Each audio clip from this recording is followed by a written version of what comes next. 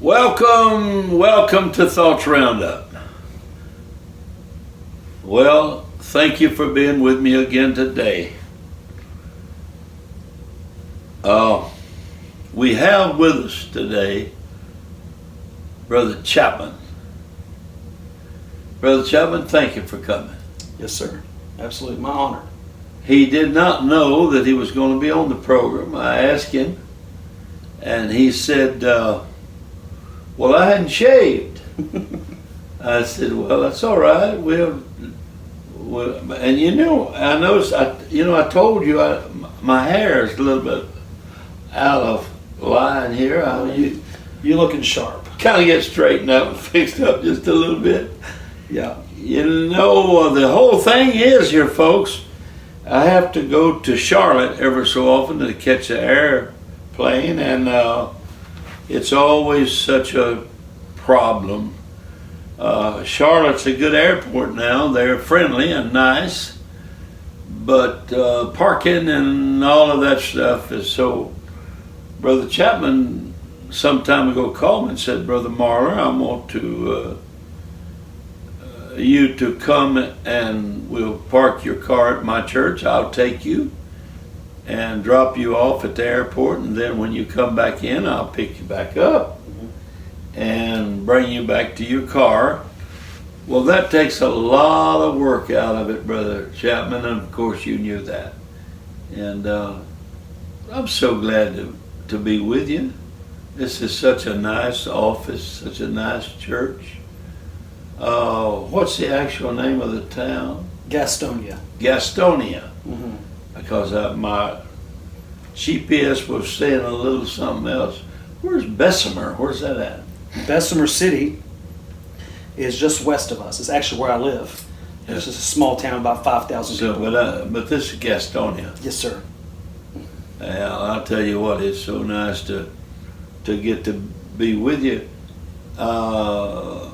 What's the name of the church? It's the Rock Church. The Rock Church. Yes, sir. And I understand that the church is really coming along. Yeah, it's exciting. We're seeing great things happening. Are you really? Yes. Do you like to preach here? I love it. Pastoring and preaching is two different things. It is two different things. But I love doing both. And they're a good group of people. Honestly, great people here. They're hungry for revival. They're hungry for preaching. It's just been they're good people. We're very thankful. How old is this church?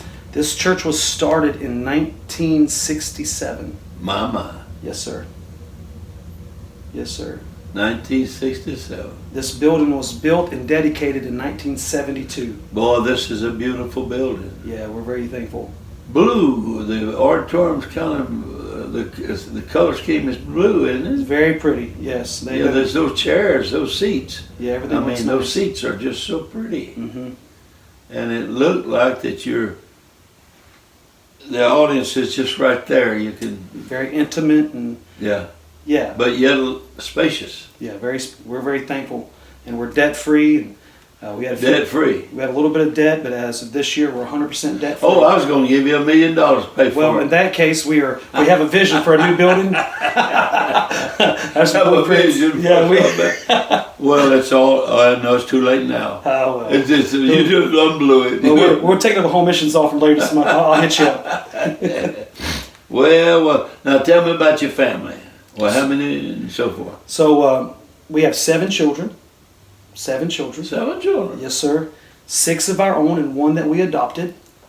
So 2 of my sons have got married this year, and they're here with us in Gastonia. A great help. Good ministers, preachers. They're musicians. They help play music. 2 of your sons are... 2 of the older sons. I have 2 daughters that are not in church. Good girls. They're running away, but God's dealing with them. And so they're all from the ages of 18 to 22, that group. And then I have an 8-year-old, a 7-year-old, and a 5-year-old. So we have two sets of children. We had a 10-year gap. What happened was we had 3. We thought we were done. And then pastoring the church in Morganton, we ended up adopting a little girl. She was 5 5 going on 6 years of age. And then in 2012, our youngest son was diagnosed stage 4 cancer. Oh. So that was a 2-year ordeal. He's doing wonderful now. He's Doing good. He's 18 years old. He's married. He runs a plumbing business, and it's a great preacher. But that was a trying time. We went through chemo, radiation. It was a tough time. At the end of all the chemo and radiation, my wife came to me and said she wanted to start over. She said, just seeing those children, in the hospital with our son, some of them not coming home, it brought a different perspective on the gift of life. And so we ended up having 2 more, and we thought we were done. She had surgery to have no more, and we had a surprise. So we named her Charlotte. She's 5 years old. And so we're done. We're no more children. Yeah. So well, that all sounds good. I'm glad you. I want to meet them all. The to. ones that's out of the church, ones that's in church. I want to meet them all. Yes, I sir. want to meet them all, and that'll be a pleasure to do that. And well, so how long have you actually been here? So in December of 2020, Bishop Johnny Goder came by my church in Morganton. And in the course of us having dinner, he just asked me, how is Gastonia doing? It was just in passing. And I had no connection to the church. This is where I went as a child, but we had been gone since 1992. Oh, I see. The church had gone through the pastor had died, and the church had gone downhill. So I didn't know what was going on. But that next night, I had a dream about the church, and it was very disturbing. And I drove down here, made some phone calls, found out that the pastor that they had brought in had died as well, and they had gone almost a year without a pastor. They asked us to step in to help, and we stepped in. My intention was, I'm going to come here, help them find a pastor. Yeah. We had an established church we were a part of, so we would drive on Sunday mornings down here, do Sunday mornings, go up there and do Sunday afternoons, do Tuesday night in Morganton, come back here on Thursday nights. But that started in December of 2020. Easter of last year, the Lord spoke to me and said for me to resign the church in Morganton and to come here full time. Well, the church in Morganton was doing good. Yeah, the church in Morganton is still doing very well. Yeah. Pastor Micah Narlock's the pastor there now, and he's doing a phenomenal job. They're in a new building project as we speak. Yeah, but it was doing well. We had just bought new property. Yeah. So there was no negativity as far as no reason to leave other than the fact that God told us to come here, and there were 12 people left. So we came, and we're seeing great things. So Seeing great things happen. yes, sir. Well, that is so good. Well, it's easy to see that you're happy. Yeah.